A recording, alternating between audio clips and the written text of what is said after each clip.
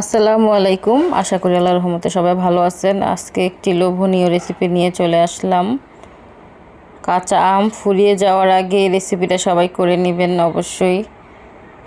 তো আজকে আমি বানিয়ে দেখাবো কাশ্মীরি আমের আচার। তো এখানে আমি একটা প্যান নিয়ে নিছি। তো আমি আগে থেকে আমগুলা কেটে পানিতে ভিজিয়ে রেখেছিলাম সারাদিন। চুনের পানিতে ভিজিয়ে রেখেছিলাম, তারপর ভালো করে পরিষ্কার করে আমি যেই প্যানটাতে রান্না করব ডাইরেক্ট ওটাতেই দিয়ে দিলাম। তারপরে আমি এখানে 2 কেজি আমে আমি 1.5 কেজি চিনি ব্যবহার করেছি। তো চিনিটা দিয়ে আমি কিছুক্ষণ রেস্টে রেখে দিছিলাম।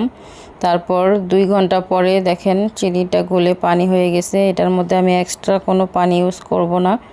তো এই যে দেখেন কত পানি। তো এখন এটা আমি চুলায় বসিয়ে দিব। চুলার আগুনটা আমি মিডিয়াম লোতে রেখেছি। তো এই তো বসিয়ে দিলাম। এখন আমি ঢেকে দিব বলক আসা পর্যন্ত। তো এই তো বলক চলে আসছে। এখন আমি কিছু শুকনো মরিচ কেটে বিচি ফেলে দিয়ে আলাদা করে নিয়েছি, এগুলো দিয়ে দিলাম। আর সাথে কিছু আদা কুচি করে দিয়ে দিলাম। তো এখন আর ঢাকা দিব না, কারণ আর ঢেকে দিলে এটা গলে যাবে। আর আমি তো সারাদিন এটা চুনের পানিতে চুবিয়ে রাখছিলাম, তো আমটা অত গলবে না।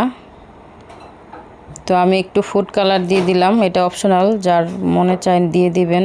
কালারটা দিলে খুব ভালো হয়। তো এই তো আমার আচারটা রেডি হয়ে গেছে। তো আমি প্রায় 3 ঘন্টা এটা রসের মধ্যে ভিজিয়ে রেখে রাখছিলাম। এখন আমি এই শিরা থেকে উঠিয়ে নিচ্ছি।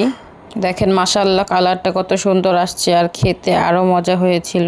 তো অবশ্যই বাড়িতে ট্রাই করবেন। আর আমি 4 থেকে 5 ঘন্টা চুনের পানিতে ভিজিয়ে রাখছি, যার কারণে আচারটা গলে যায়নি, পারফেক্ট হয়েছে।